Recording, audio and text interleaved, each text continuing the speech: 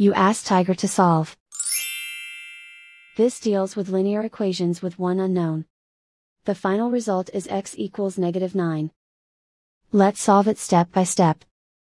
Swap sides. Group all constants on the right side of the equation. Subtract 4 from both sides. Simplify the arithmetic.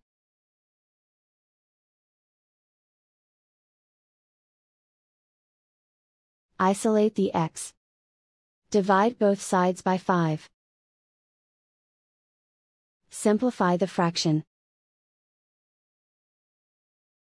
Find the greatest common factor of the numerator and denominator.